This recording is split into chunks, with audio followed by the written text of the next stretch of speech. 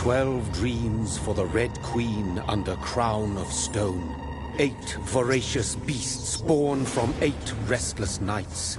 4 nails piercing the flesh of the sinner. 1 prayer for the summoned, called by this song.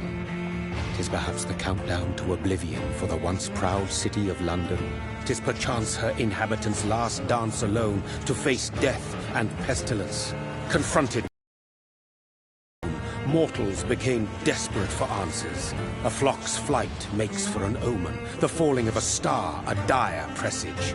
Turning to priests for interpretation when there was no reason to be found. When religion failed, men turned to science. I saw them build such vain cities, crafting machines made for endless war. New questions flourished as old answers withered. What is darkness but lurking sun? What is wall but enslaved stone?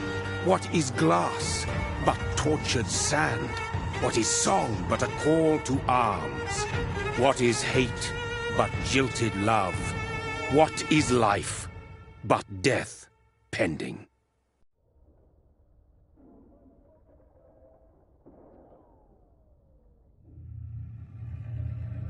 Death. Since the apple was plucked from the sacred tree, mortality was believed to be God's punishment. A righteous snare to keep mankind from ascending to the stars. They were all so wrong. Death is not a wicked thing, nor some holy retribution. A true punishment would be to never know its sweet kiss. Awaken from the harshness and be born once more.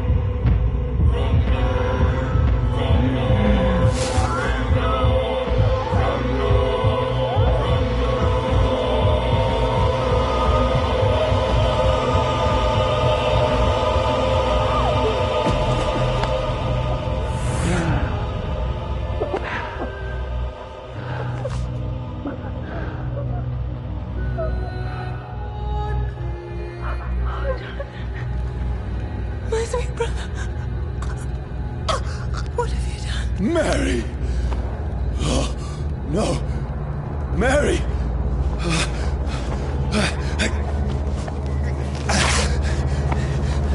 Hold on! Please, hold on! Oh, God.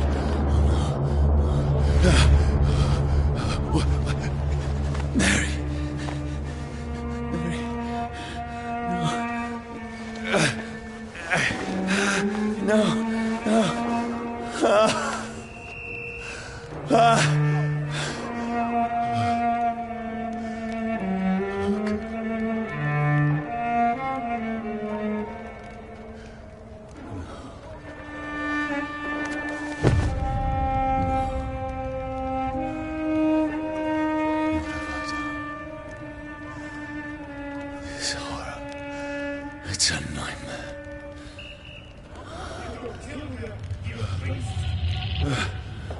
No!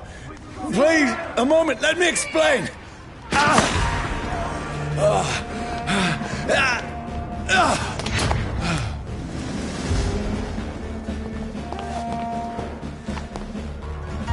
These patrols are after me. Steady, boys!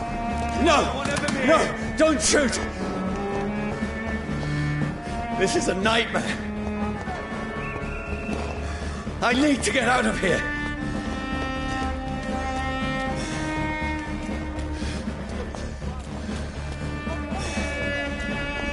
This can't be happening. No! Please! Stop! I mean you no harm.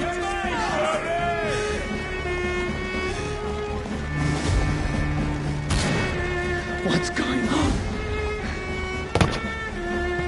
Oh, Mary. What have I done? What's all this about? Shit, where'd it go?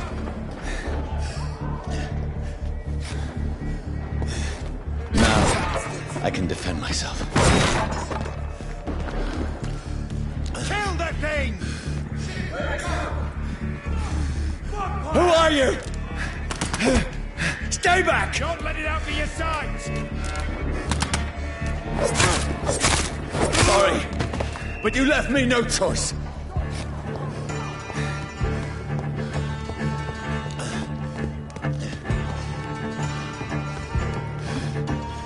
Who are you? Stupid beast!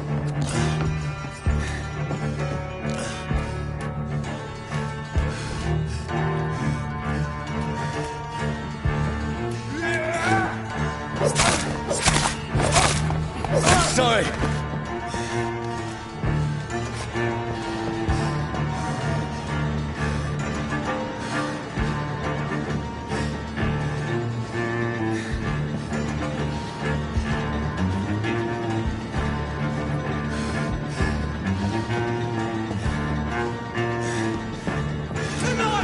It's on to No, us! please, stop!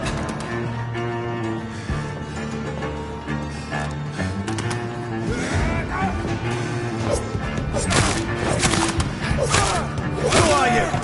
There's one of them vermin!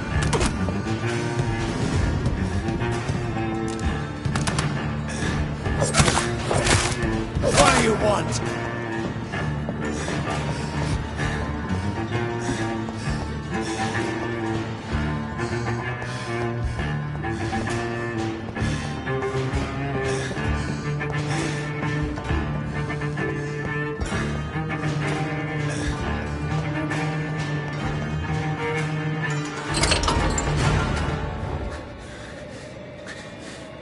I mean you no harm. I need help. Die, you fucking leech!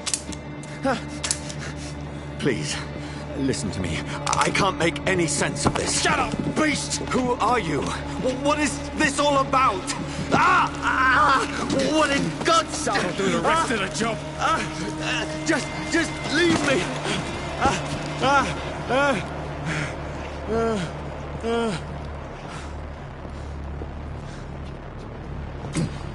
The sun.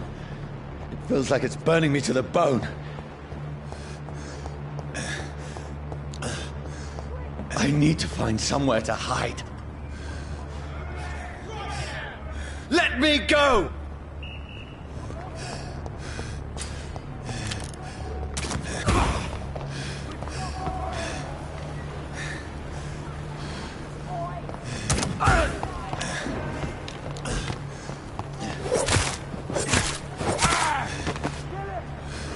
I need to find shelter.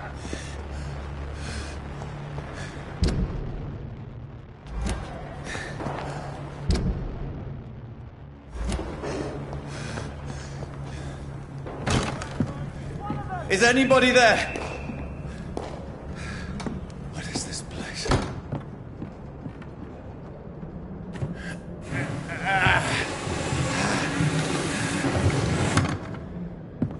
The place seems abandoned. I should be safe enough here.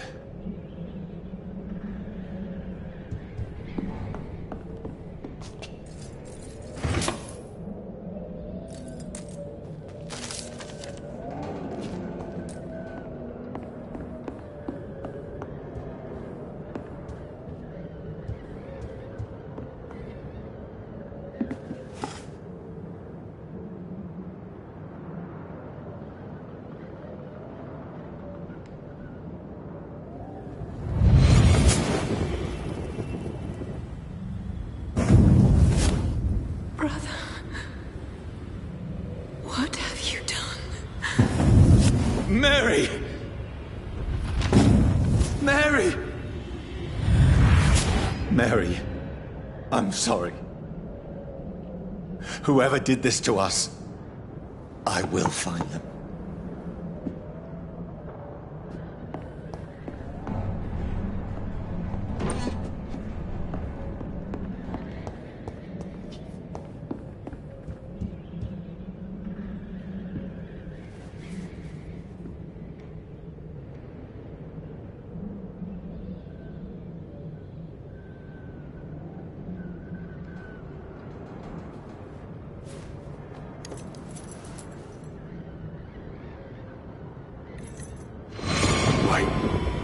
This one's dressed up fancy. Let's run through his pockets. Picking the dead's pockets? Are you serious? I've still a rent to pay. He's got no more responsibilities. What's this? Gold watch. Beautiful it is. We fancy it and share the takings. I suppose we are undertakers. Now, give him an Eve.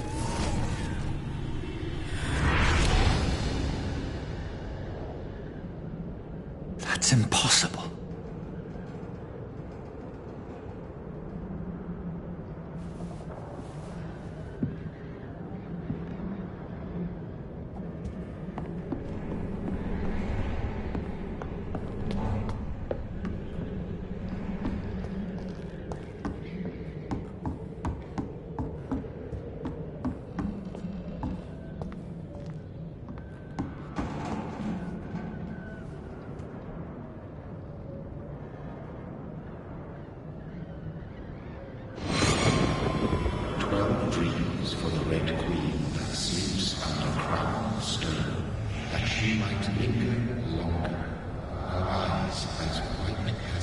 Who goes there?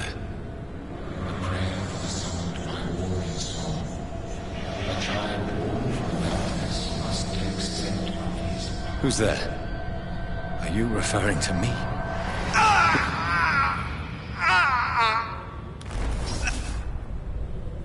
No! No! I still have so much to accomplish.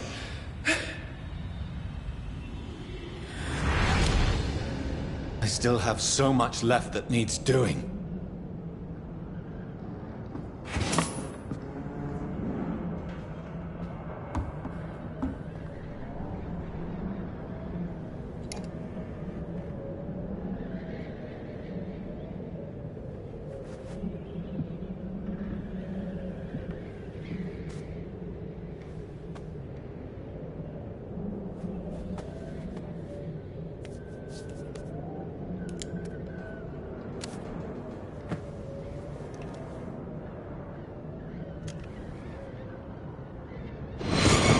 Johnny, this one's lost. We need to leave. And now! No! There's time. I can save him. That's the enemy coming! The orders are to evacuate the hospital! Done.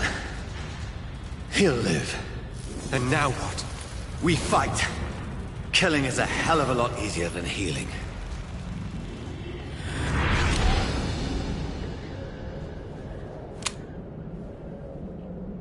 No, it never got easy.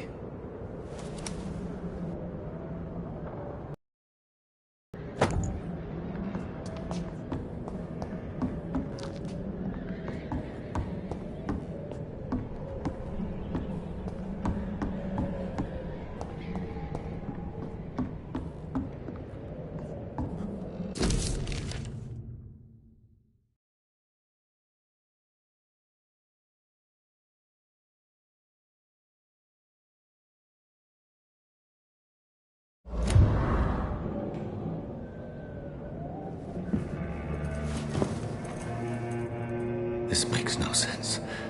None of it. No sense at all.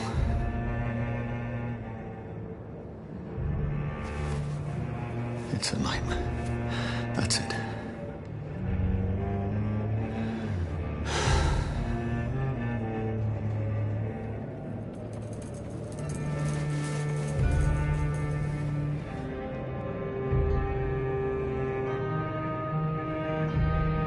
So be it.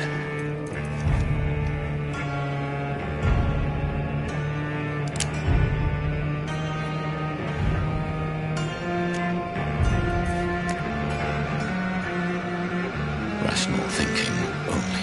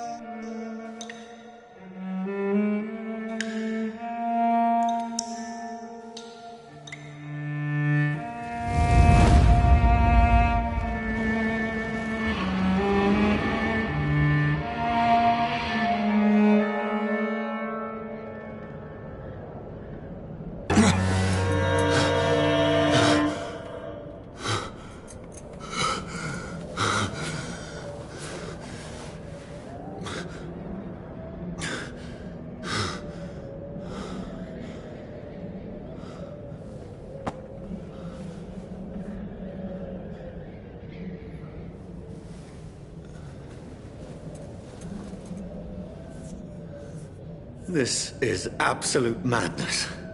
I've lost touch with the real. Madness it is, as mad as the moon, obtains blinding sunlight into a glowing red flesh.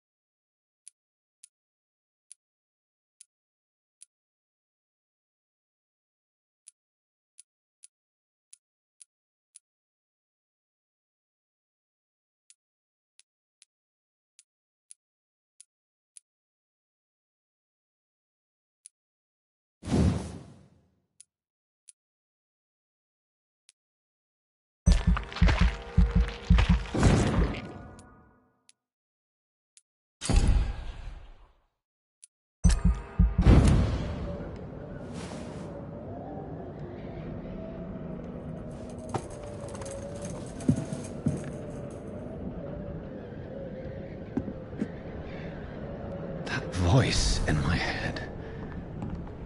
If I'm not mad, then it must belong to the one who made me what I am. I must find him to understand what I have become.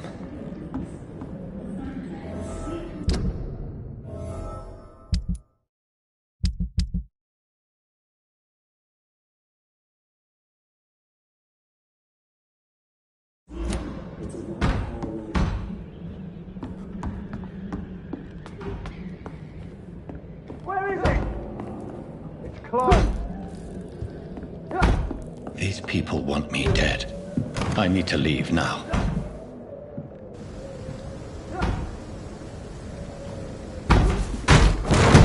Here's the leech. Here!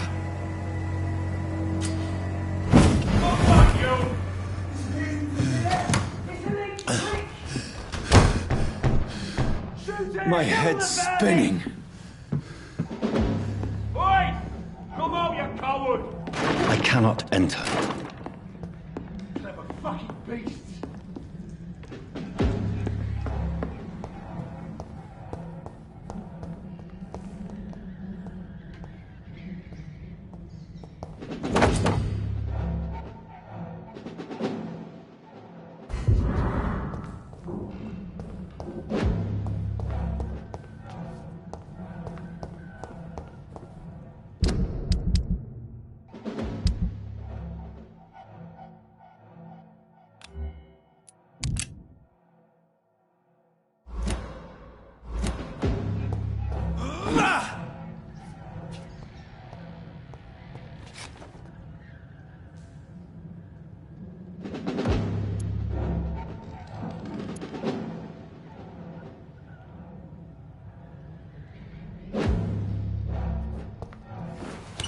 I'm still in Southwark. I must reach the West End. Go back home.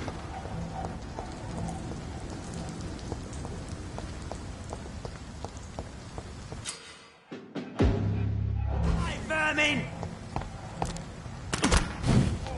This one stinks already.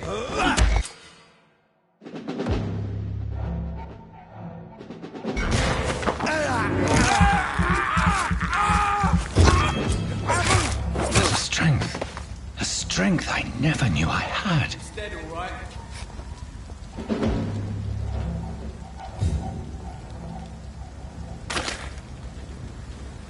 Leech! Watch out, boys! This shouldn't be Shit, that leech is fast!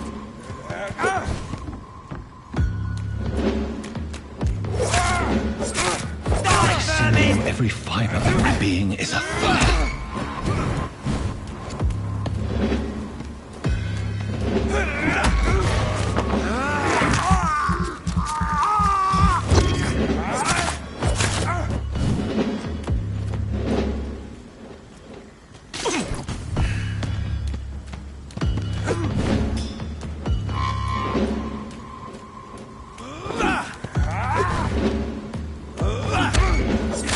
I feel like a child learning the limits of my body.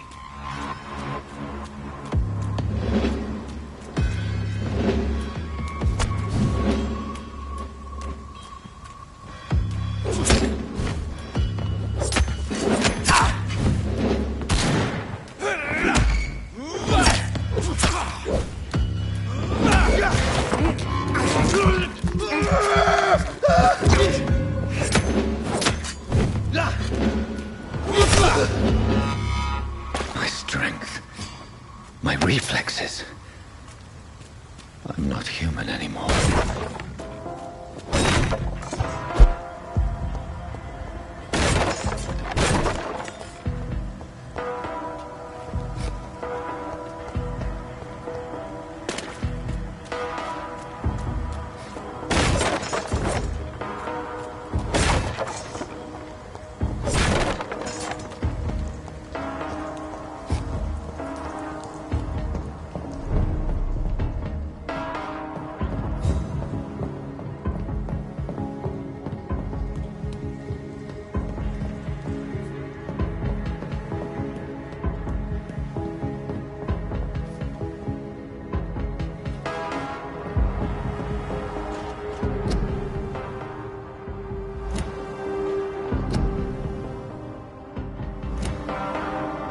My poor sister. If only I had controlled my need for blood. Mary, someone will pay for what happened to you. For what happened to us. I can't believe I'm doing this. It's locked.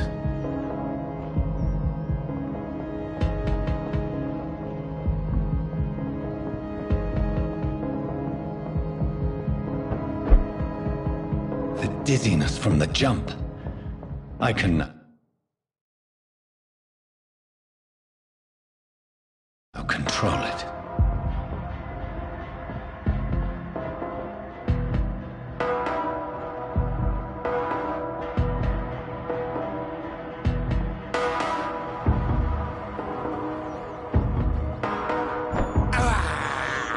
I have this thirst for blood.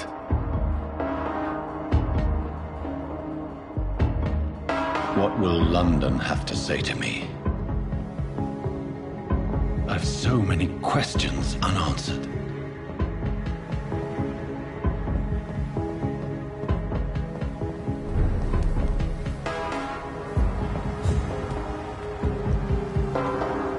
Another corpse. Have the very streets of London become a mausoleum?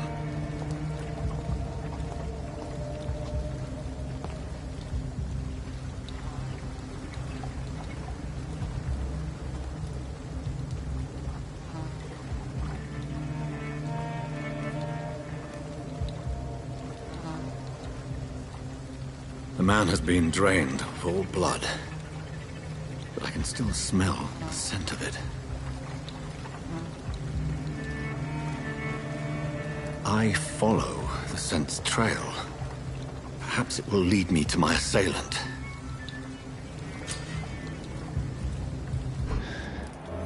Fresh blood. The smell is so strong.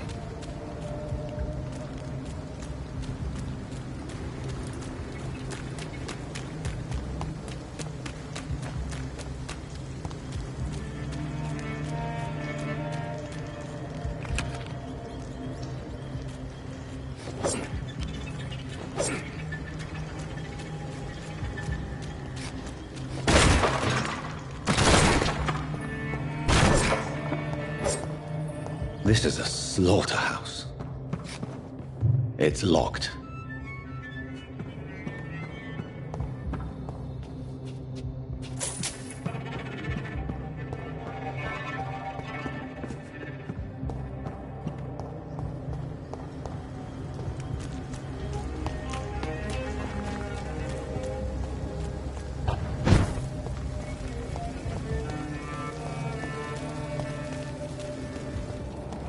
Where has everyone gone?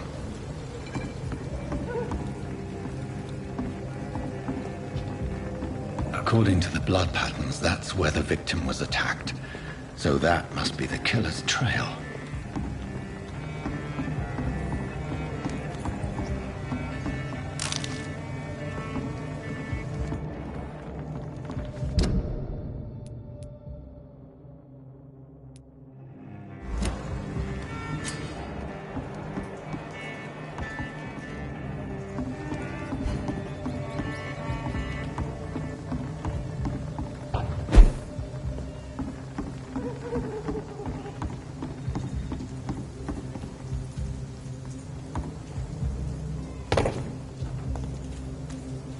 That's strange. The trail is very erratic, as if the killer was drunk or hesitant.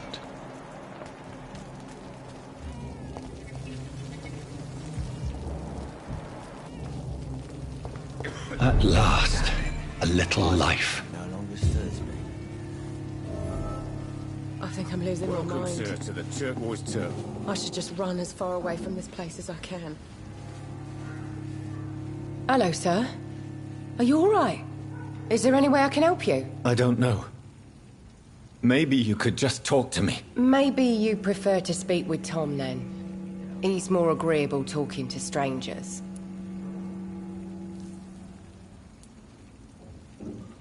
What's going on around here? Where is everyone? Too many dead, sir. First the epidemic, and now all these terrible murders. The murders. What can you say about them? Bodies found in the streets every morning. Drained of blood. It's just horrible. Some say the sewer dog is back. The sewer dog? What's that? No one knows. People have always disappeared around these parts. The ancients say it's the sewer dog coming out to feed. But now he's killing in the streets. What have you heard about the epidemic? There's a Spanish flu. Yeah, killed so many last summer. Thought we'd seen the last of it. Dozens dying every week. Are the authorities doing anything? Nothing. There are so many quarantine zones in London now. It's gotten really hard to travel across town. What is this place? This is Tom's bar, the Turquoise Turtle. I'm the barmaid here, Sabrina, if you want to know. Are you always open this late at night? No, it's only since the epidemic started. Tom thought that people may need a safe place to stay. You don't seem to have much business. Where is everybody? Well, most people are sleeping right now. And those that are awake tend to avoid going out. What with the murders and all. I just want to talk. I didn't mean to scare you. I'm not afraid, sir. It's just I've other customers to take care of. I only see one customer. Oh. Well, yeah, of course. I mean, I best check on them. I'll leave then. Thank you.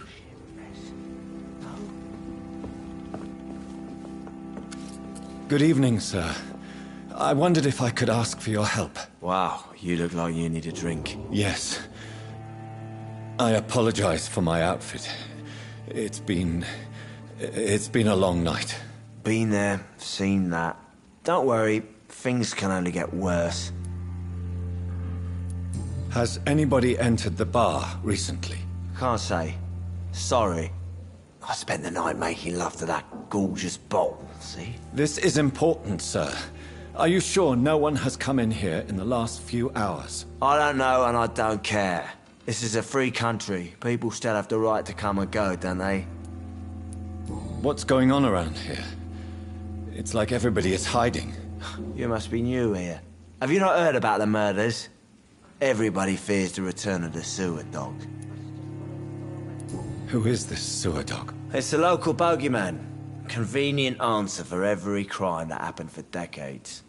You murdered someone, blame the sewer dog, eh? You make it sound like it's a fairy tale. People will always believe in monsters.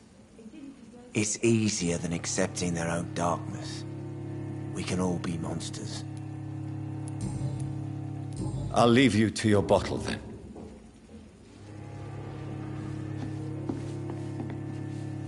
My God, sir, you look like Jonah's whale just spat you out of hell. Can I get you a drink? No, thank you. I'm not thirsty. Well, grab a chair and get some rest. This is going to be another long night. I'm looking for someone who might have passed through here recently. Wondered if you might help. It's been quiet tonight. The only other person I've seen went straight up to his room. Thought it was kind of rude, actually. You mean he's still here? Well, yeah. He paid for the entire week. I need to meet this man. I have questions. Just climb the stairs and knock on the first door. I heard him open his window, so I guess he's still awake. And, sir... Yes? No funny business, you hear me? This is a respectable establishment.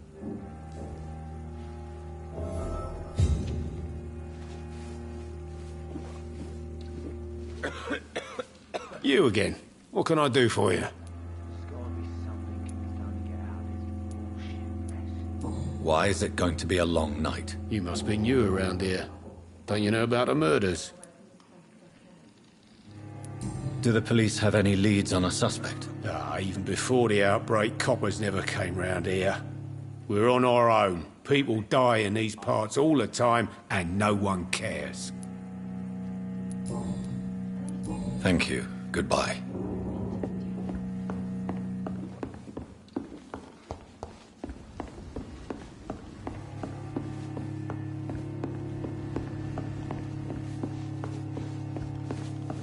It's a good thing you cannot see me now, Mum.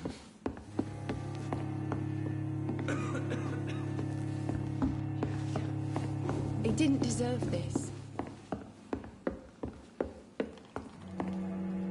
This is no place for you.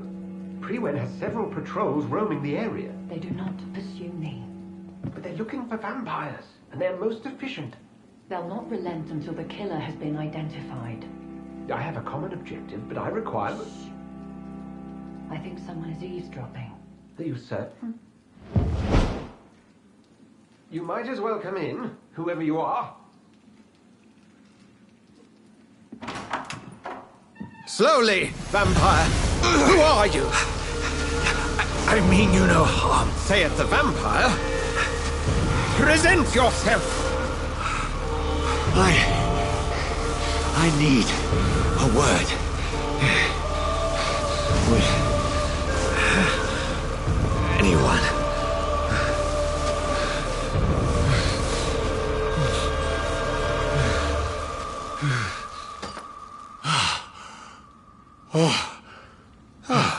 Well, that's something I can do for you.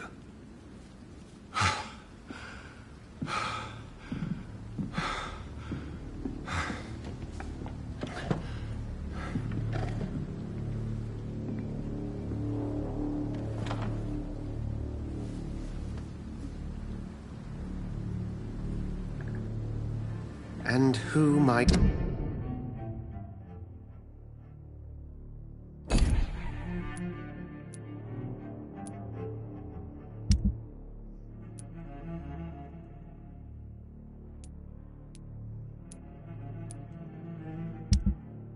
you be? Tell me, who are you?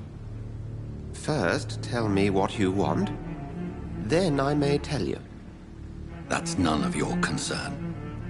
Sir, you have entered my room in the middle of the night, pale as a corpse and shaking like a tree. So please, indulge me. Someone is molesting people. In fact, killing them. Biting them. The calling card of a vampire. Like you. I've been hunted down in the streets and attacked. I'm a victim here, too.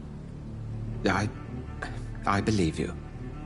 Then if you are not a vampire, who or what are you? Dr. Edgar Swansea of the Brotherhood of St. Paul. I'm performing an independent investigation here in an attempt to understand precisely what is going on.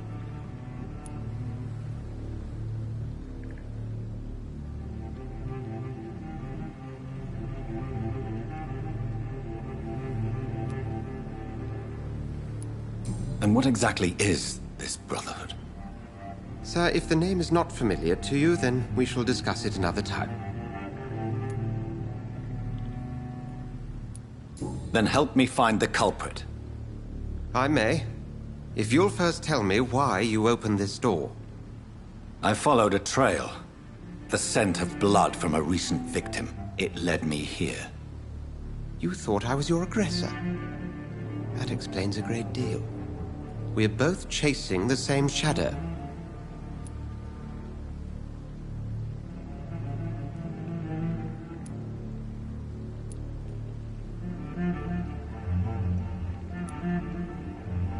Perhaps. This is all new to me. I'm not even certain what I'm looking for. You should let me handle this affair. You've no idea what you're up against. No. I will find the monster. He is mine. How will you do any better than I? But then let me ask you this. What are your intentions if you find the killer?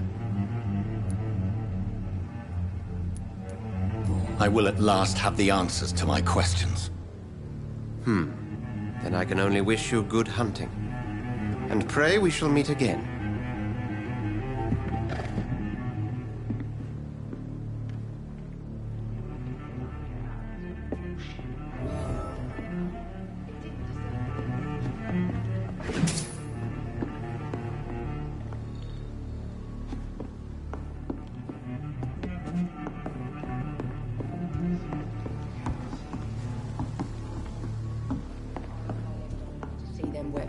Get what's coming to them.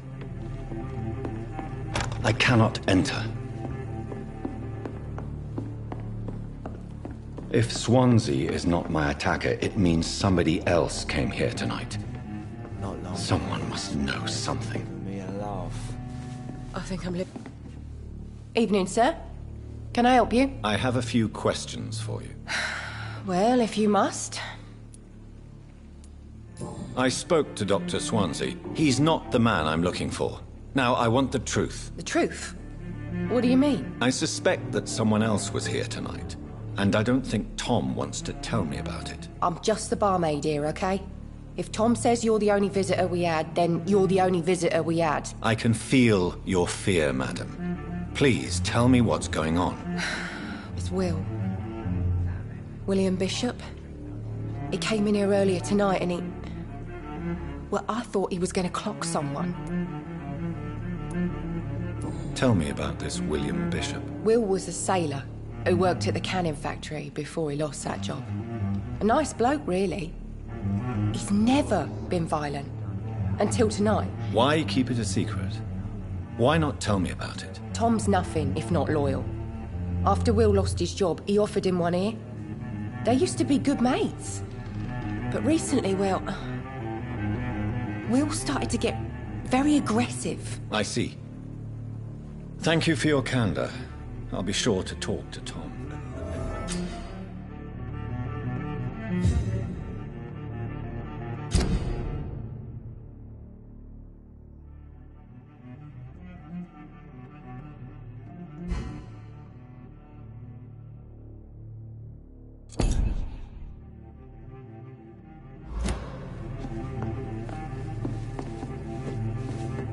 Welcome back. Did you find what you were after? I can't say I have. Are you sure no one else came into your bar before I arrived? Hey, I told you, you were the only other stranger I've had.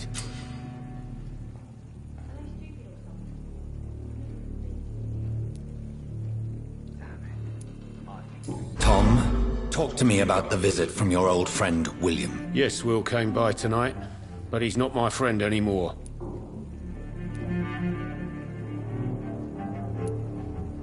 Why lie to me if he is not your friend? I didn't lie. I said you were my only unannounced customer, and that's the truth. I need to find him. It's a matter of urgency. Do you know where he is? You could try his boat. It's up by the North Pier. He sleeps there when he's too drunk to get home. Please describe him to me. What'd you expect? He's a tall, sick bastard with a bad rash and torn old clothes. William used to be strong. Now he's a mess. Thank you, Tom. If you see him, tell him I don't want him back here unless he cleans up his act, okay? I think I'm losing my mind. Hello, sir. May I disturb you again? And you're still ugly as sin. I'll leave you to your bottle, then.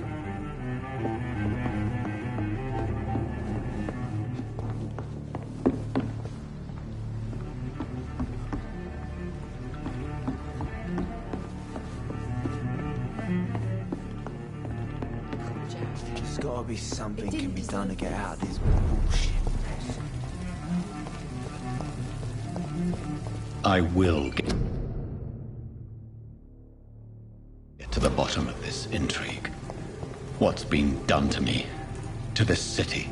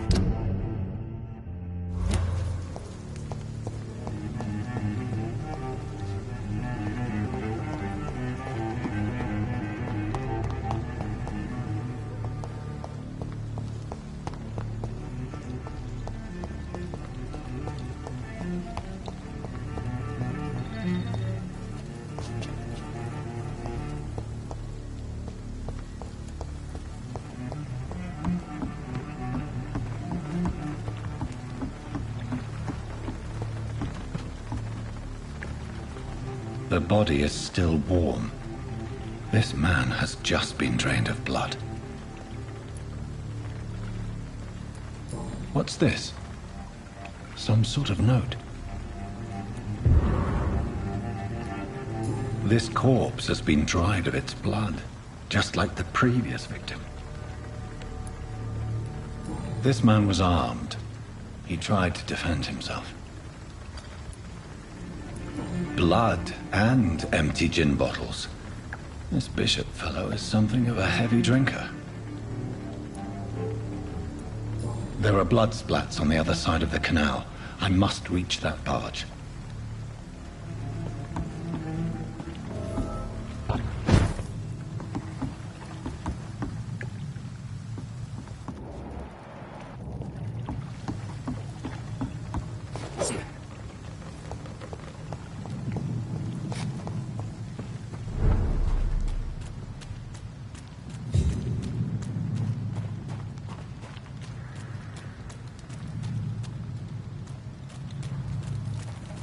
It's locked.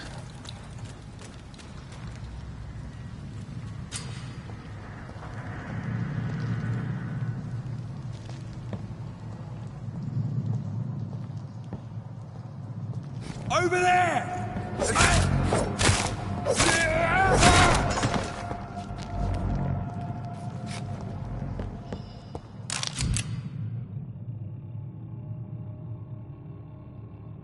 Ammunition crate. Good. I may need a lot of bullets. I feel like I'm back on the front line again. Here. Let's head back to a warm fire. Shut that foolish mouth of yours. We haven't known McCullum to be right back.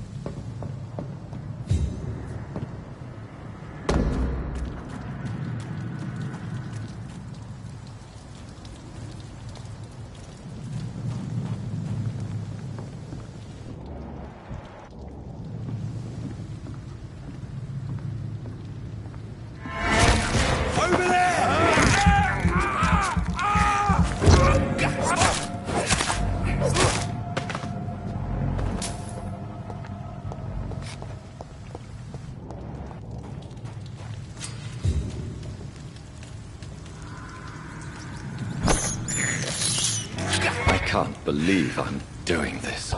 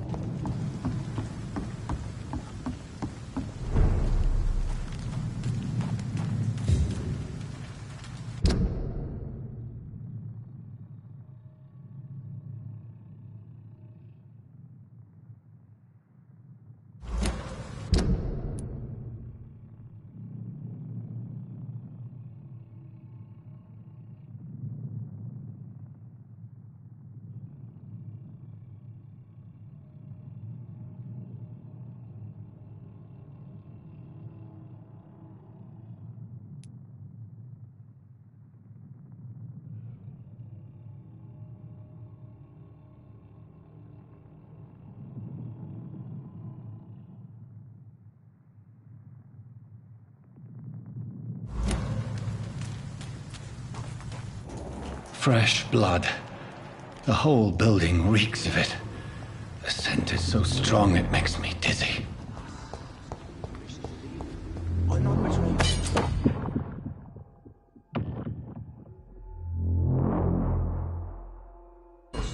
Is this first? You see?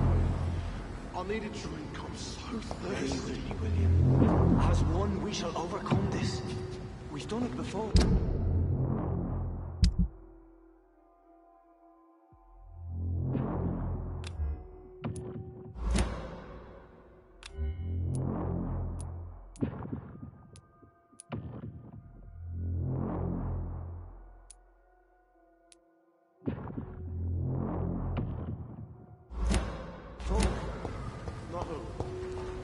Drink outside tonight already and it did not quench my thirst. I must have more. Oh dear God, not again. William, please stop. You're my long, dearest friend. I can't feel it.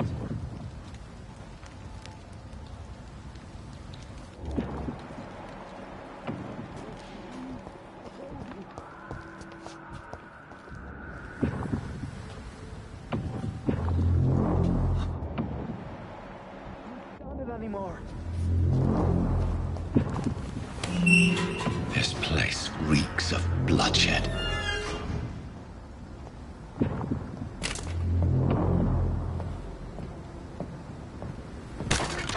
This creature is bedeviled. I must put it down.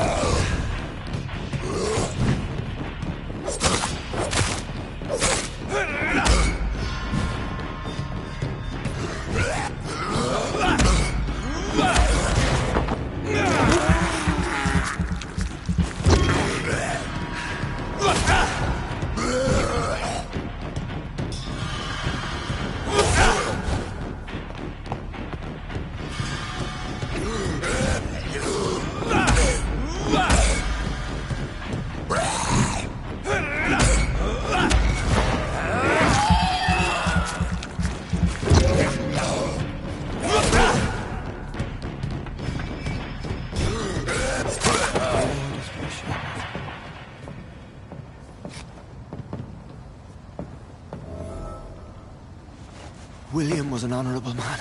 I could have saved him. Mr. Hampton, are you in there? We knew him well, another lost soul, a kindred spirit. Sir, listen to the sound of my voice. I'm a doctor. You're suffering from shock. I must return to my flock. They'll stray without me.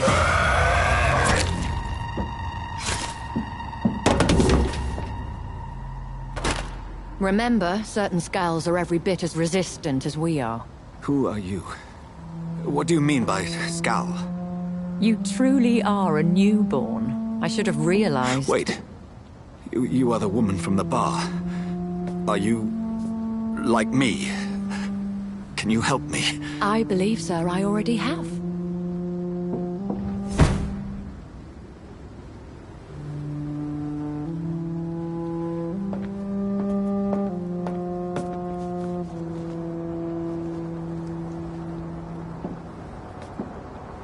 By George and the Saints, you've solved the mystery of these terrible murders.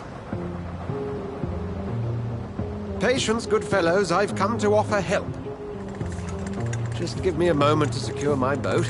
We can leave this awful place. William was not the evil man they claimed. He was just taken by the thirst. He needed his drink. This man requires medical attention.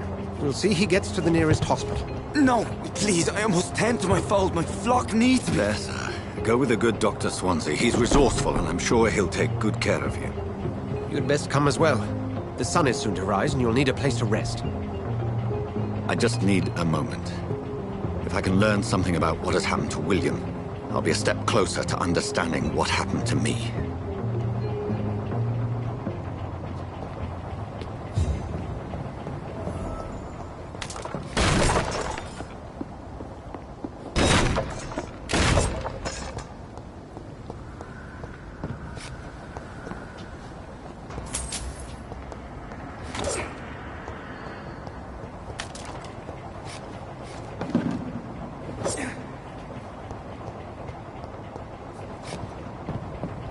This poor creature can't be my maker. Could it be some subspecies of vampire? I must find a place to analyze the blood.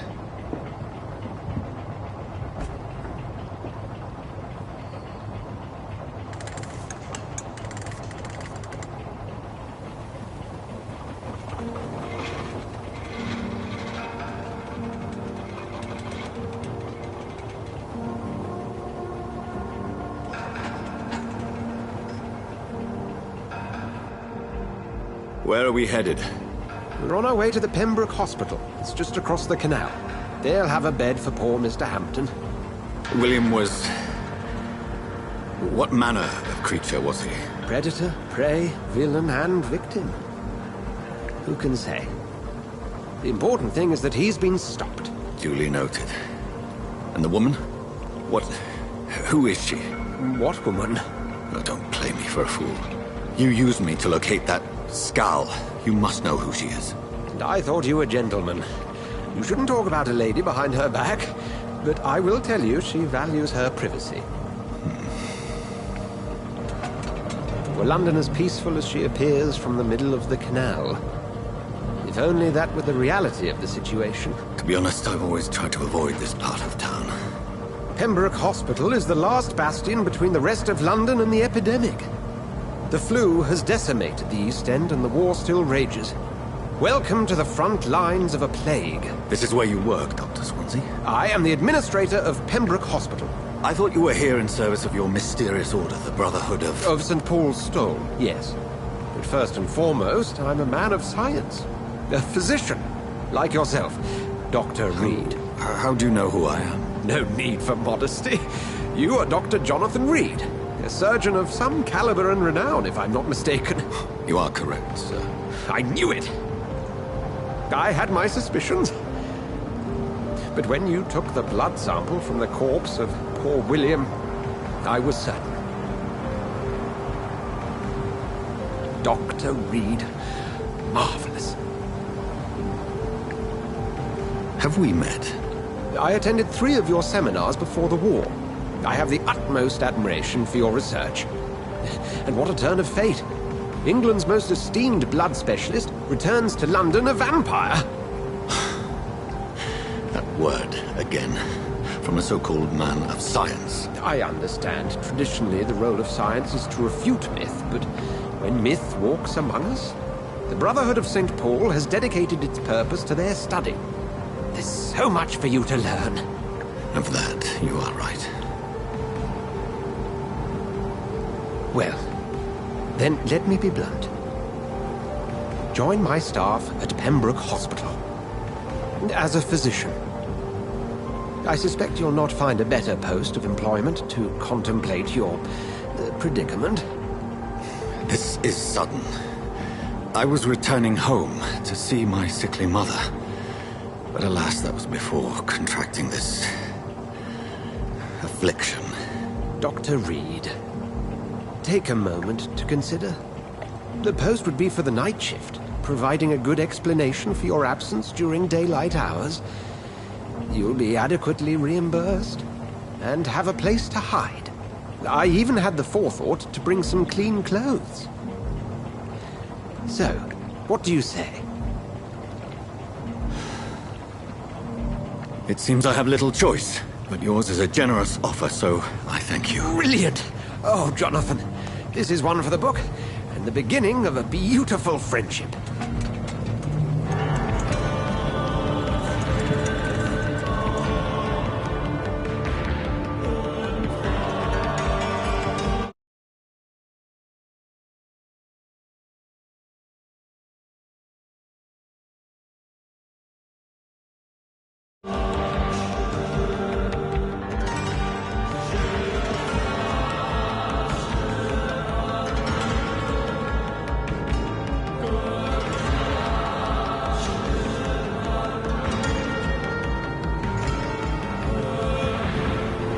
Dr. Swansea, thank goodness. I was beginning to be concerned. Worry no more, Nurse Crane, for I bring good news. Oh, Doctor, what a night. We lost 2 more patients. Nurse Scow said she couldn't take it anymore and resigned. Yes, well, I'll make a new rota in the morning. In the meantime, find a good bed for Mr. Hampton. Be sure to pay attention to his needs. Of course, Doctor. Oh, and Dorothy? Yes, Doctor? Dr. Reed here has just returned from the front. He served King and Country and will be joining us here at Pembroke. We're very lucky to have gained a surgeon of his talent, and one so experienced in blood transfusions. That is good news indeed, Doctor. Oh, yes.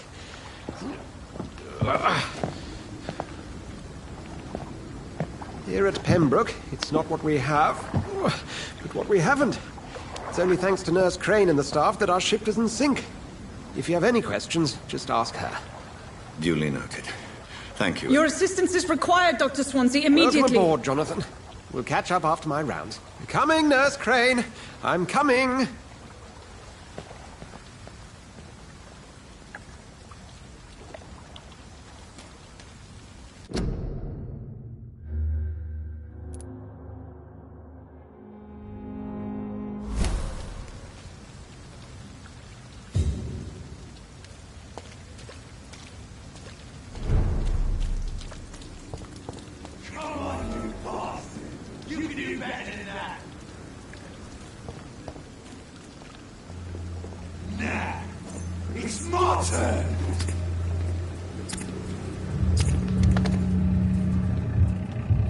Rotten or pristine, each heart contains the seed of life.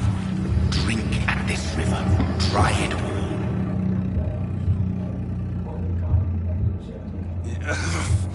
Oh, come on, you bastard! I won't bite. Sir, please. You've lost too much blood. Calm yourself. You think I didn't notice? Stop your staring and get me to an hospital, you arse! Insulting a good Samaritan. Not exactly the way to get rescued. All right, sorry. I am in pain here. My guts are spilling out onto the street and you're yabbering on. Yes. That's a very nasty wound you've got there. Take my word, I am a doctor. Dr. Jonathan Reed. Name's Clay Cox. I'd appreciate you helping me to a better place, Doc. Follow me, Mr. Cox. Let me assist you to that better place.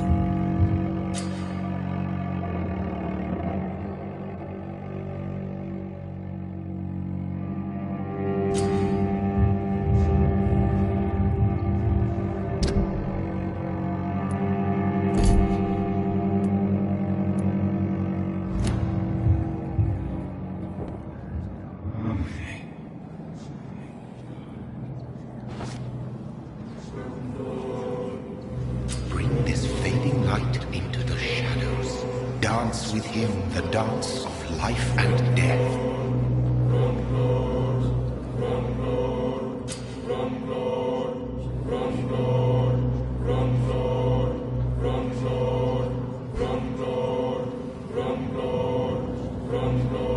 No more.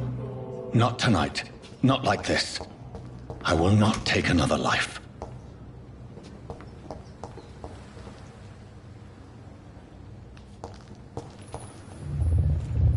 It is wise for the huntsman to sometimes let his prey go, but no famished hunter can run for long.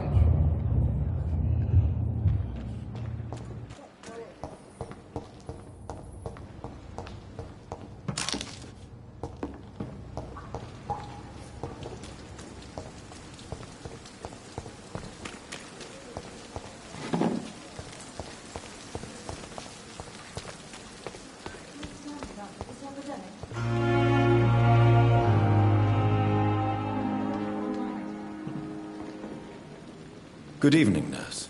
I'm Dr. Jonathan Reed, the new surgeon here at the Pembroke. Dr. Swansea has already told us about you, sir. I'm Nurse Gwyneth Brannigan. Welcome to the Pembroke Hospital. Did he really? It's a good thing I wasn't hoping to keep a low profile. All members of staff have already read about your new blood transfusion technique. Dr. Swansea made sure of that. I see. Well, I'm a little surprised, but I suppose I'll just have to deal with this unexpected notoriety. You must know, blood transfusions are Dr. Swansea's primary subject of research. He is convinced it is the future.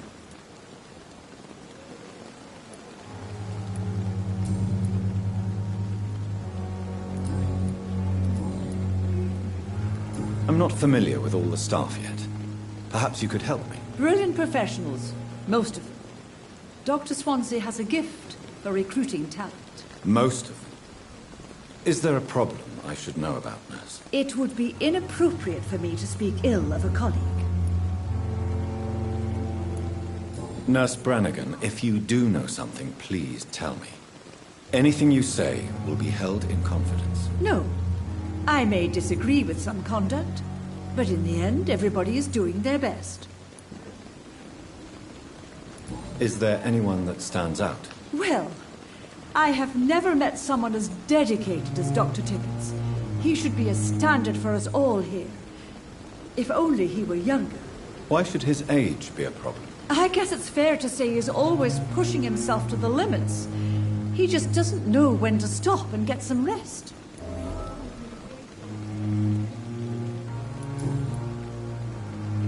How are things here? Not good, to say the least. We're struggling against an invisible enemy, more lethal than any bullet from a gun. It's hard, Doctor. An invisible enemy? Quite a poetic term for a disease, especially from a nurse. Sorry, Doctor. These last few weeks have been exhausting. We could all do with a good night's sleep. Do you think this hospital can survive the epidemic? We are all volunteers here, and we're trying to hold fast, but how do we beat an invisible killer? Some nurses have already resigned.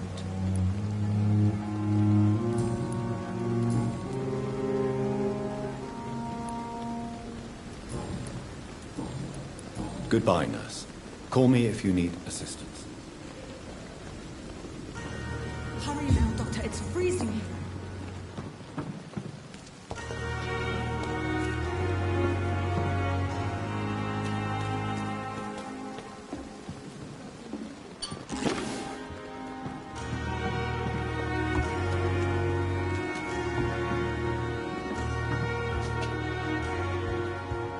Come on, I don't have all night. Doctor, where have you been? I've little time to play hide and seek with new staff members, no matter how illustrious they may be.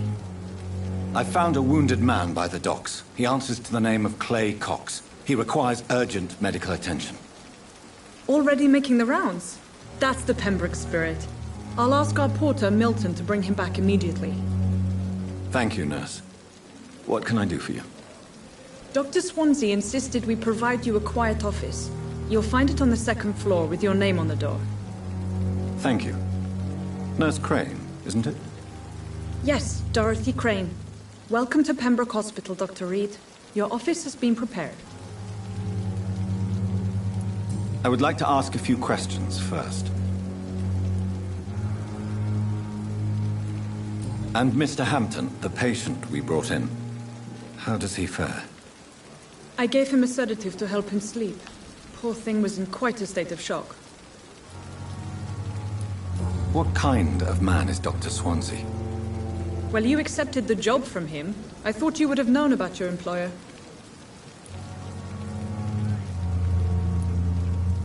It's right to assume Dr. Swansea knows far more about me than I do about him. You'll get to know him soon enough, and better than me. The administrator has better things to do than mix with us. Apologies, I've only just met him the once. This is sudden. I've only just returned to England. Dr. Swansea is a brilliant surgeon and the most compassionate physician. If you could point me in the direction of my room again, nurse. Second floor of the hospital, left after the stairs. It's the last vacant office at the end of the corridor. Thank you, Nurse Crane.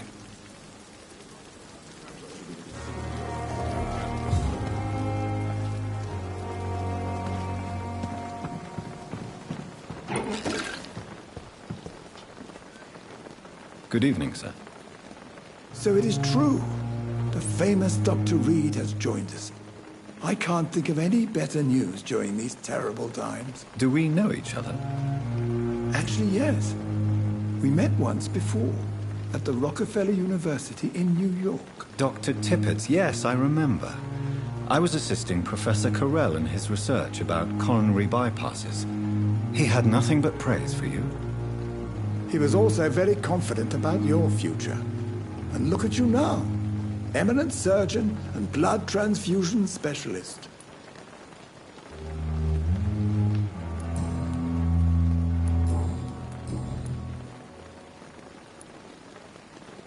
You're exhausting yourself, Corcoran.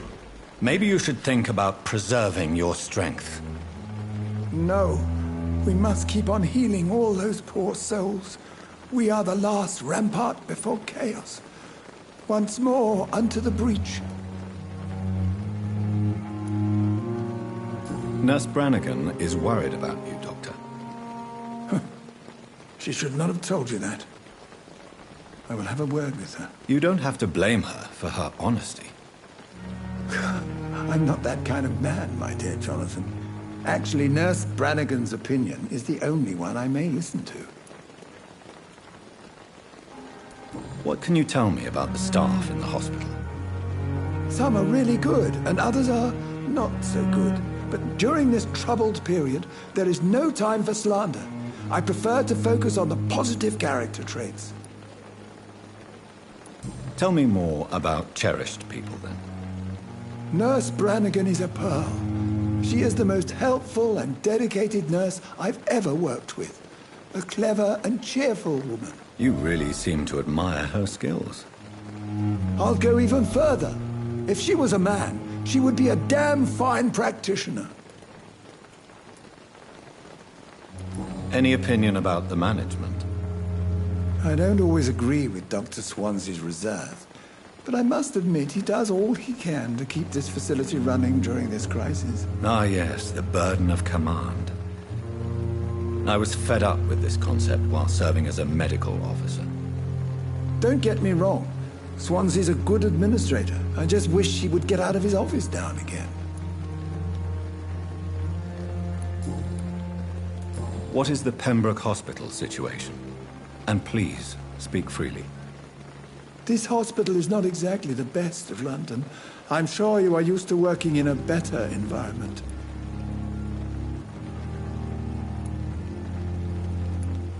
It's more than enough. In any case, the personnel of a hospital are much more important to me than the building. Don't be misled by appearances, Dr. Reed. This hospital does not lack talented people. It just lacks hope. Goodbye, Dr. Tippett.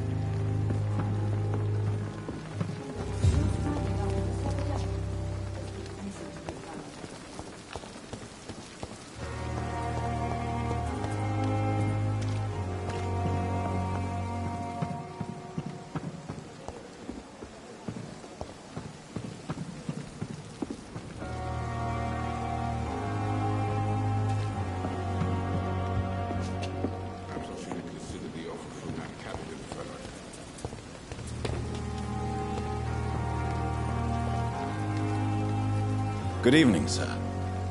I'm Dr. Jonathan Reed. I'm new here. I've already heard about you, Dr. Reed. I'm Milton Hooks, the ambulance driver for this shithole of a hospital. That's quite a blunt introduction, Mr. Hooks. You can call me Milton. I like to speak my mind, Dr. Reed. Perk of the job. Don't judge me, and I won't judge you. I'm not sure I understand what you're talking about. Well, I'm no doctor, but I'm pretty sure a gun can't be used as a surgical instrument. You have a keen eye. I learned to shoot during the war, and have carried one ever since. Old habits die hard. No need to explain, Dr. Reed. And if you ever need a better gun, remember, I may have something for you.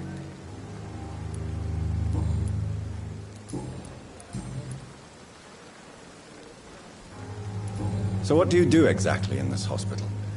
Apart from smuggling guns, I mean. I've been an ambulance driver since... too long, I guess. I'll bring sick people here night and day. It's a dirty job, but I get it done. Most of the time. Since you're on the front line, how is the sanitary situation in this vicinity? It's a complete disaster. It's even getting dangerous to enter some streets or buildings. Even the locals attack you. It sounds like things have been a bit rough recently. What's happened? Yesterday I got attacked by the patient I was bringing here. I escaped through the hospital's garden, but I lost my wallet when I was running. You left an infected patient outside the hospital? That's incredibly dangerous. Go there yourself if you want, but be careful, Doctor. I'd rather not bring your dead body back.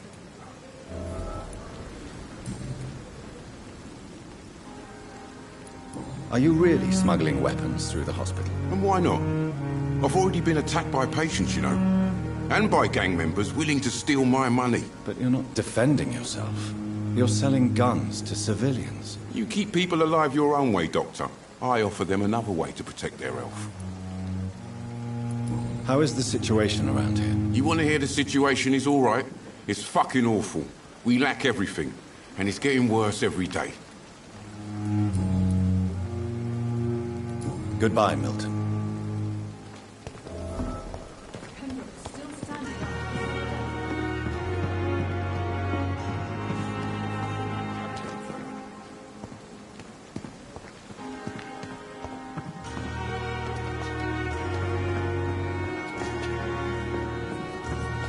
Dr. Swansea is right. This place seems perfect to conduct my research.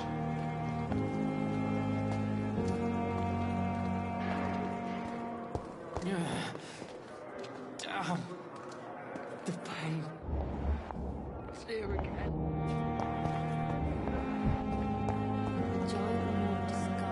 Good evening, miss. I'm Dr. Reed, the new surgeon at the Pembroke Hospital. And who are you? Your name has no meaning to me, mortal. You're nothing but dust blown by the winds of eternity. I beg your pardon? What are you begging for, mortal? My clemency? Well, tonight maybe I'm inclined to mercy. You'll never forget the night you met Thelma Howcroft. You keep calling me mortal. Why is that? And if I'm mortal, what are you? Well, Dr. Reed, if you must know, I'm a vampire. Who are you really, Miss Howcroft? I mean, apart from being a vampire. Is that not enough for you, puny mortal? What do you require? Proof of my powers? I'm curious to know who you were before becoming a vampire. It was such a long time ago, I don't remember. Centuries of unholy life can have strange effects on one's minds, you see? And why do you believe you're a vampire? I don't need to believe anything. It is what I am. It is what I feel within this hollow shell of flesh. I see. Have you ever heard of Cotard syndrome, Miss Howcroft? Never. It's a mental illness discovered by a French neurologist named Jules Cotard. The affected patients are delusional. They believe that they are putrefying, that they are dead, a ghost or a ghoul, or in your case, a vampire. Delusional, you say? Oh, sad and petty mortal. You can't even begin to understand the concept of immortality. And you think it is I who am delusional. Please, describe to me how you feel. What is it like to be a vampire? I can hear my body crumble from the inside as my flesh cracks and fades. I sense the last pulse of postulant blood within my drying veins. I need new blood. I'm assuming you must be a patient here. Am I right, Miss Howcroft? It's only a cover. To hide from my enemies. I can leave whenever I want. As a woman, a spirit, fog, or bat. Who are these enemies you mentioned? Can you describe them? I cannot say for sure. But I sense their eyes on me from nearby. I feel them watching me every time I visit the garden near the morgue. The staff here are not your enemy. They're here to help you, to care for you. I'm not speaking of the doctors in white. I'm speaking of the men and women who hunt me. For I am a vampire! I see. Don't worry. These people will not find you here. I'll personally make sure they leave you alone. Thank you, mortal. But do not interfere with them, for you are no match for those that hunt me. I'll leave you, Mistress of the Dark, to your nocturnal activities.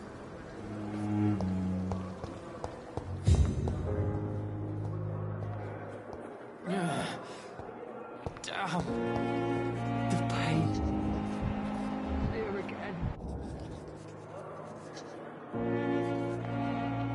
Good evening, nurse. Good evening, Doctor. I don't think we've been introduced yet.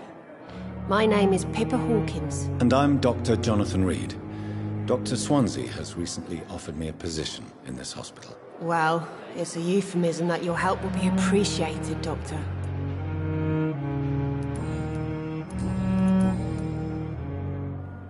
How long have you been a nurse? Well, long enough to see that the epidemic is winning. And no matter how qualified you are, don't tell me you'll change that.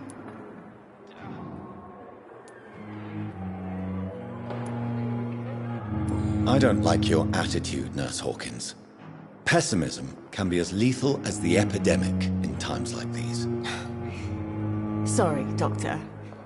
I don't want to sound bitter, but I'm just too tired to give a pep talk like Nurse Brannigan.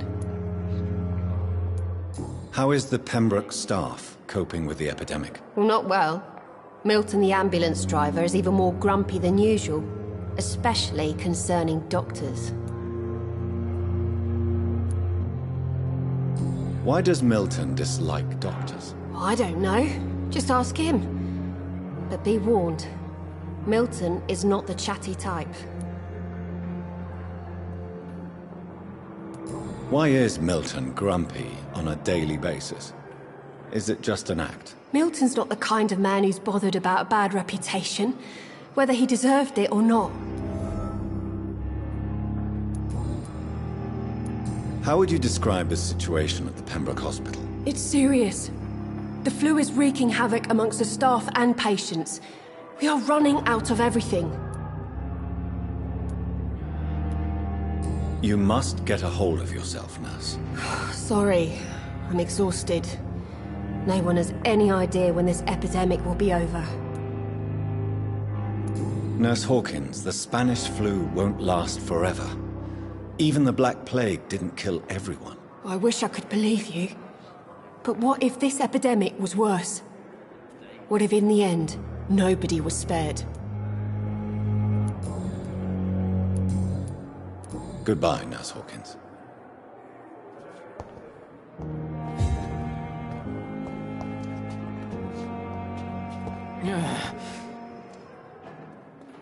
Good evening, sir. Can I help you? Unless you're here to fix my face. No.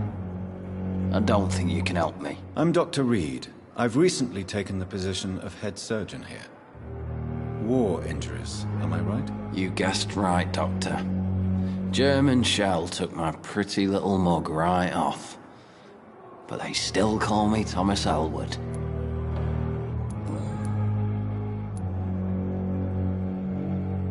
How close are you to Miss Hawcroft? Are you aware that she thinks she is a vampire? To wait for her next nibble is the best reason to stay here. Every time she approaches my bed, she treats me like something tasty. A normal person. Aren't you afraid? She may hurt you if the game goes too far. She's quite harmless, I can assure you. Her head's broken inside is all. While I'm busted on the outside. But she's still beautiful. Living proof that there's hope for me.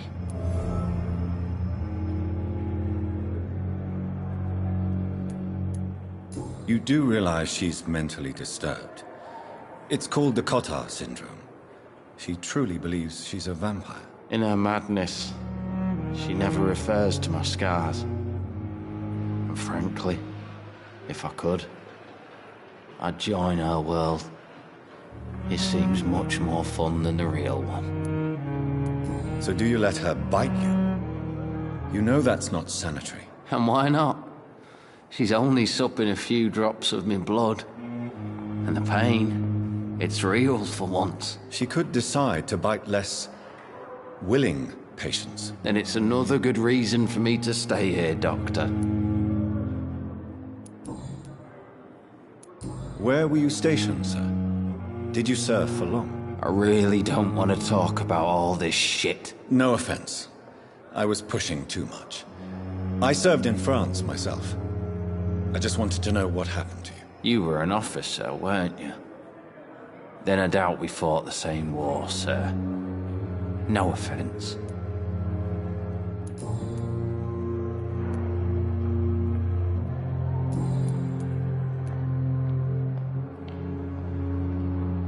How is your stay with us, Mr. Elwood? Oh, it's bliss. I just escaped death in the trenches to be surrounded again by the moans of the dying. Can I ask you precisely why you're a patient here? It's the pain, sir. The drugs don't work. It just hurts under the scars, if you get my drift. Who is treating you?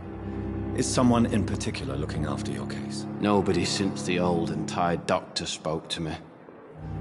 Started to think I was forgotten about. Wouldn't blame you. You don't seem worried by that. My face hurts so much more when I smile or cry. I've learned it's easier not to speak. But be assured I'm smiling inside. Can I do anything for your pain? Nurses gave me a bunch of pills. No effect. Told you. It's like the flames are under my skin, burning away.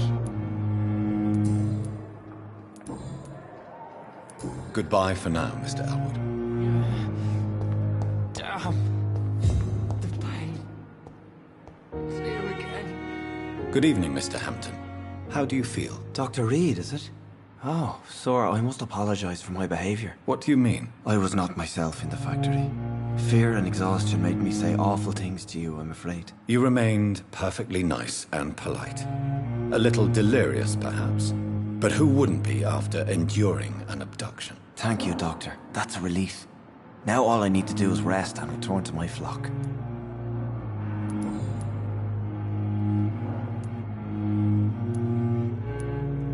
Have you made friends since you arrived? Not really, but I recognize Miss Harriet Jones. I knew her when she lived by the docks. That poor woman had such a miserable life. You never came to see her here at Pembroke? Receiving visits when sick can be an important part of the healing process, you know. We're not just bodies. You're preaching to the converted now, Doctor. To be truly honest, I thought she was dead. She left the docks many months ago.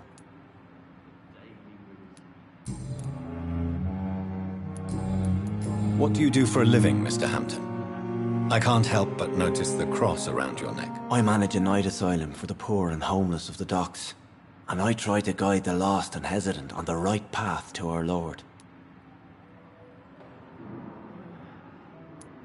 Why didn't you use your cross against William Bishop? To repel him somehow? That's a very strange question, Doctor. A cross is no magical token, if that's what you were trying to say. Not mine, anyway. Are you a priest, Mr. Hampton? A deacon, maybe? Not at all, Doctor. I'm just a man of faith willing to preach the good word. How do you feel, Mr. Hampton? Medically speaking, I mean. I feel exhausted. Beyond exhaustion, actually. William drank so much of my blood in his madness. I feel empty. You're in good hands here. Dr. Swansea is well versed in blood transfusion, and I'm sure he'll take the best care of you. Thank you, sir. I believe all I need is rest, and then I can go back to the people who need me.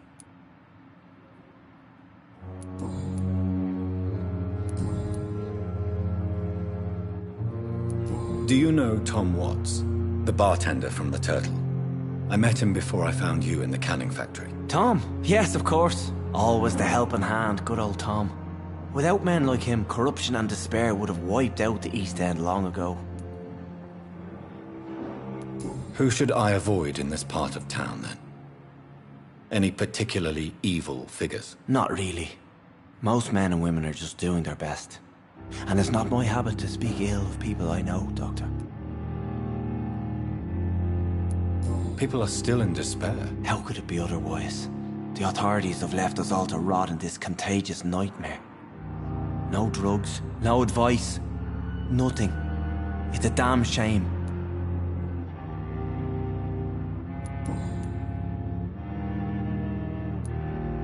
What is the general situation in the East End docks? The situation has always been tough, with a lot of tensions between the gangs and the dockers' trade union. The wet boot boys are very nervous since they lost their leader. Has the gang been threatening you? Ah, no. I've had this nickname for so long, you know, the sad saint of the East End. No one dares to bug a saint, not even criminals. Who leads the gang now? Since Clay Cox went missing, it's his wife Edwina who runs the show, with the assistance of her minion, Booth Digby. How did you end up in William Bishop's den? I had received alarming news about his recent behavior. I went to his place and he refused to let me go.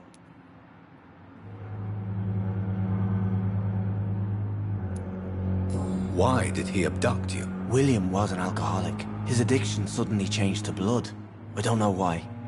Just like a patient I met here. This Miss Hawcroft. You dared to enter this awful place alone. You're a hero, Mr. Hampton. Or a fool. I'm just a man trying to help his friends, Dr. Reed. William Bishop was a conflicted soul, searching for light. Goodbye, Mr. Hampton. We'll talk again later. See you again.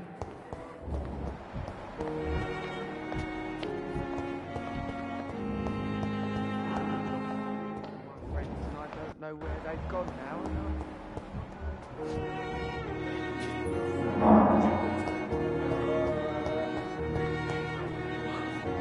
You have the right to disapprove of our methods, and you will kindly apologize when you're feeling better.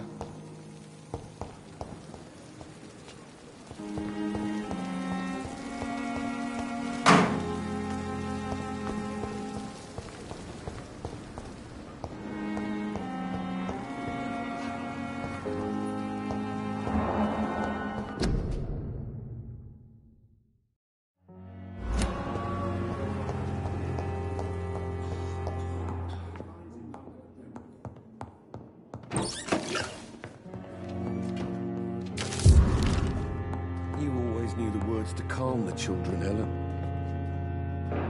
Good evening, sir. I'm Dr. Reed. May I help you? I don't know if a third opinion is needed. Your colleagues are already arguing about my condition. I see. Would you mind telling me more about your situation? I'm Harvey Fiddick. All I want is to get me bloody arm fixed properly.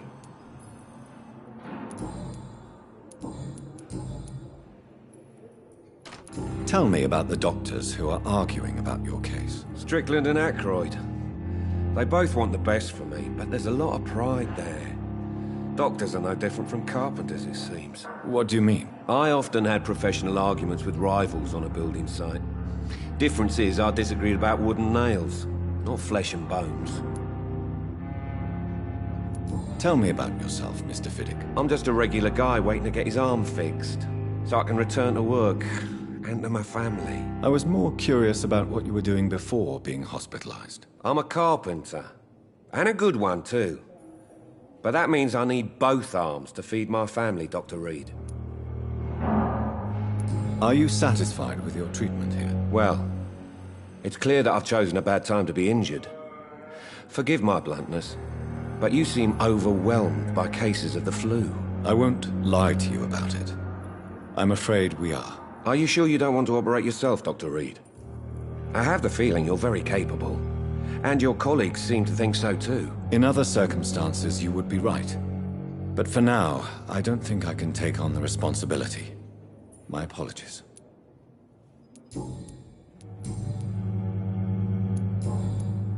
Goodbye for now, Mr. Fiddick. I'll see you later. I will not let you down, my boy.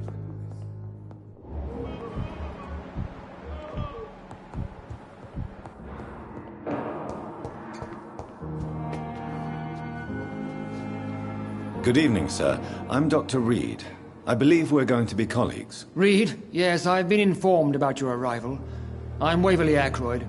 Welcome aboard, I suppose. Does my arrival inconvenience you in some way, Dr. Ackroyd? Let us just say that I don't particularly share Dr. Swansea's enthusiasm for hiring you. What we need here are reliable professionals, not overrated dabblers. I don't know what you've heard about me, but I have already proved my value as a practitioner. I don't question your skills, Dr. Reed, but your motive. Is it money, fame, or are you truly dedicated? And what exactly is that supposed to mean? I served in the war just like you. But unlike you, I did not use the wounded to play the modern sorcerer. Be careful what you insinuate, Dr. Ackroyd. I only want you to admit you used those men to improve your theories.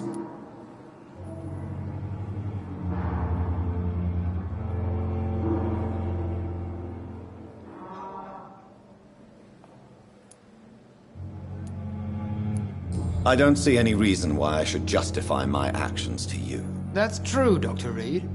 The only judge has to be yourself. The question is, are you judging yourself hard enough? It seems you have bad memories of your military service. I refuse to see this industrial slaughter as scientific progress. War only reveals the worst in men. We can at least agree on something, Dr. Ackroyd.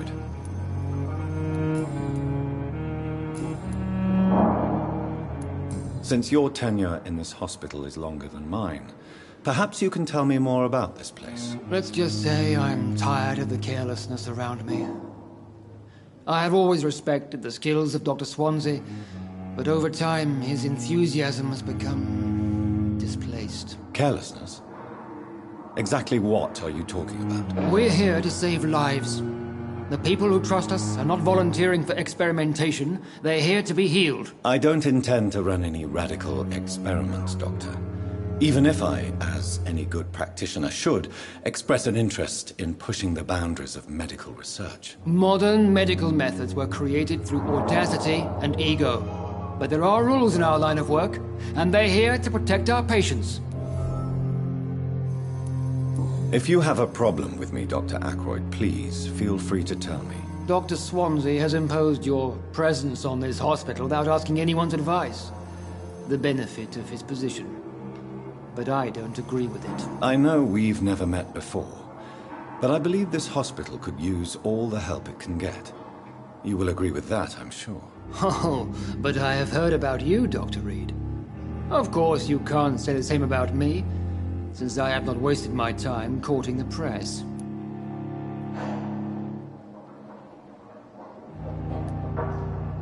Aren't you too old for such jealousy? It really won't do you any good, you know. Don't be ridiculous, Dr. Reed. A simple glance is enough for me to know you have nothing for me to envy.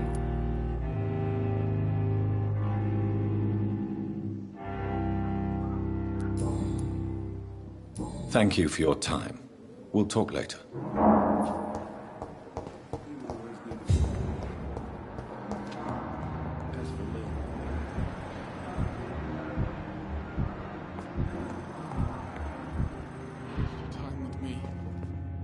Good evening, Doctor. I believe we're going to be working together. Dr. Reed. Dr. Swansea informed us of your arrival, but I could not dare to believe we'd have such good fortune. Such an honor, sir. Thank you. And you are? I am Thoreau Strickland, Dr. Thoreau Strickland. I'm a great admirer of your work, Dr. Reed.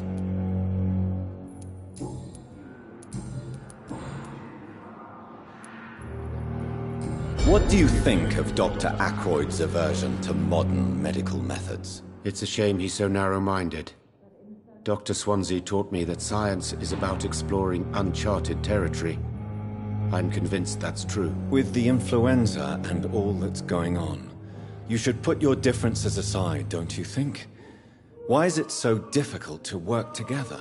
I believe that if Dr. Ackroyd had been the one to discover the transfusion process, he would be the first to recommend its use. So you believe it's just a question of jealousy and pride? Dr. Ackroyd is as proud as he is blinded by his obsolete concept of medical science. What can you tell me about the Pembroke? Well, it has always been an honor to work with Dr. Swansea.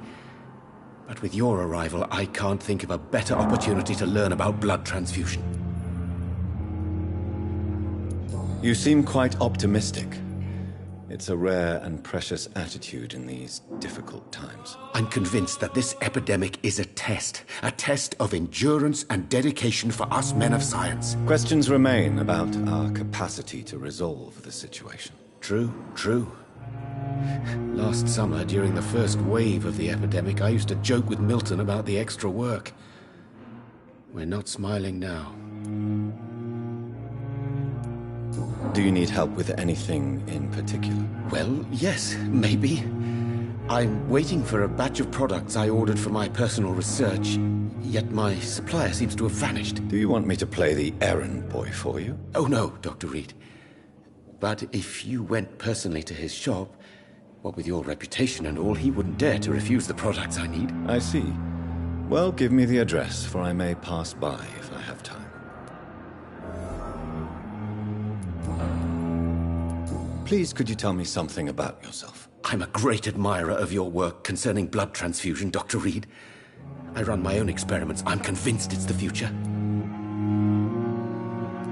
I based my technique on my mentor's research.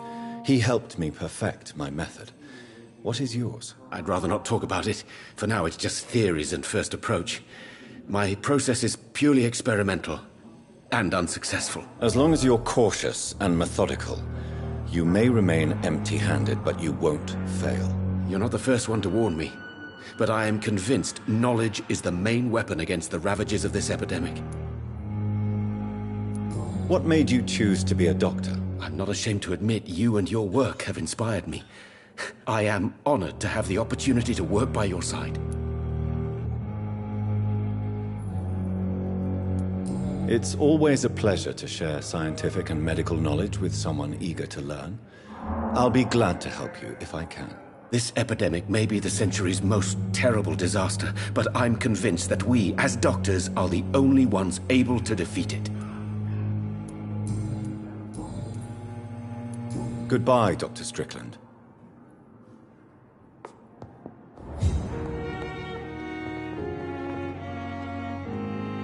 Good evening, madam. Can I help you? It's my son who needs you, sir. I'm Dr. Jonathan Reed. How can I help your son? I'm Beatrice Goswick, mother of Mortimer Goswick. Could you check on him, please, Dr. Reed? I've heard much of your talents as a physician.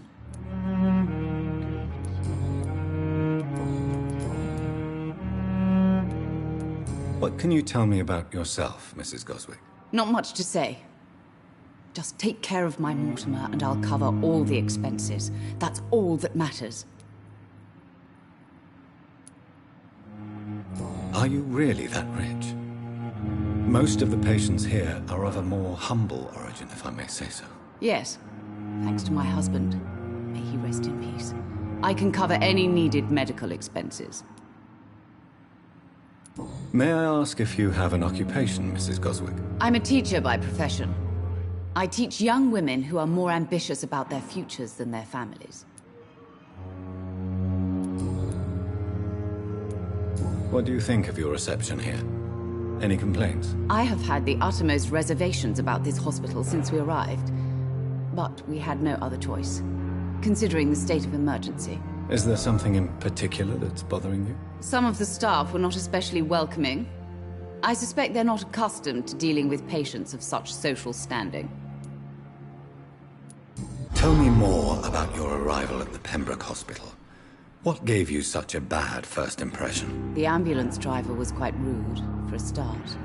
And that nurse, Miss Hawkins, seems to have quite a dubious attitude. What do you mean? She managed to secure a bed for my son despite the epidemic. It was a relief, but it wasn't cheap. She charged you for a bed? Yes, and I paid without question, considering the urgency of the situation. I share your concern, Mrs. Goswick. Be sure that I'll talk to the people involved. I don't expect compensation, Dr. Reed. But I'm aware such behavior would not be tolerated in other hospitals. Goodbye, Mrs. Goswick. Don't waste your time with me. You always knew the words to calm the children, Helen. Good evening. I'm Dr. Reed. Can I help at all? No. Really? Why are you here, then? I don't want to talk. My throat hurts too much. I suppose that this pain is the reason you're here. Is someone taking care of you? Yes. And no. Could you at least tell me your name, sir? Mortimer. Mortimer Goswick.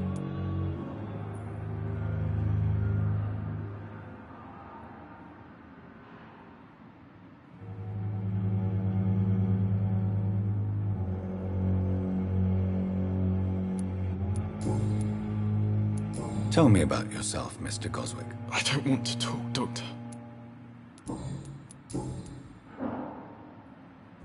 How painful is your throat, Mr. Goswick? So painful I'd rather not talk at all, Doctor. I'm sure you realize a doctor and his patient have to communicate, sir. Would it help if I gave you some paper and a pen? Not really. I see. Then maybe it's not just your throat that hurts, Mr. Goswick. Perhaps your sore throat is just the consequence of something more hurtful. Yes, maybe. But I don't want to talk or even write about it now. Why did your mother have you hospitalized here? She seems convinced this is a bad hospital. My mother just wants the best for me. She won't rest while I'm here. She'd go all the way to hell and back to help me. Pembroke Hospital may look unorthodox, but rest assured you're in good hands here. It's not me you have to convince, Dr. Reed. It's my mother. Is your mother bothering you? As your doctor, I can ask her to leave you alone if you would prefer. That's tempting, Doctor. But you have no idea what my mother is capable of. She would tie herself to my bed if you asked her to leave. I have to go now, sir. But don't hesitate to contact me if you need any help. I'm alright. Don't waste your time with me. I never could keep anything from her.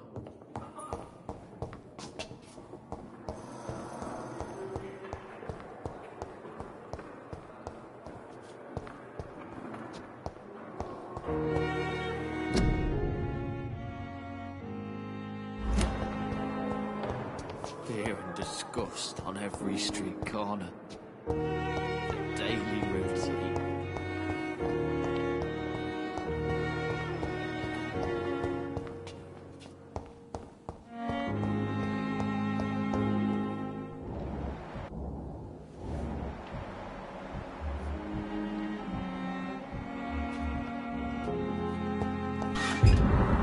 It's locked, all right.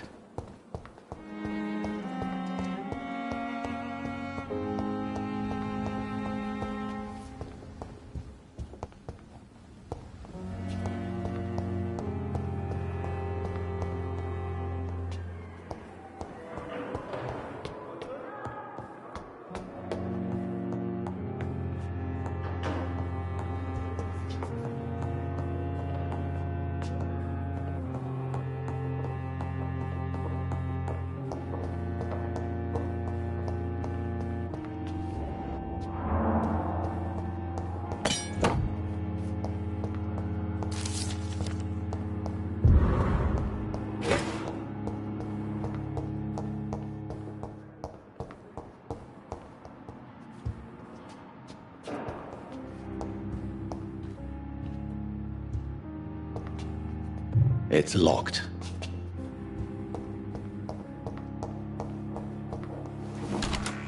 This must be the place.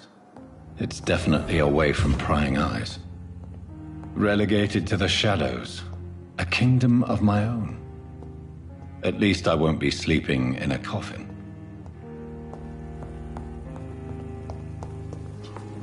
The flower's dying. It needs water.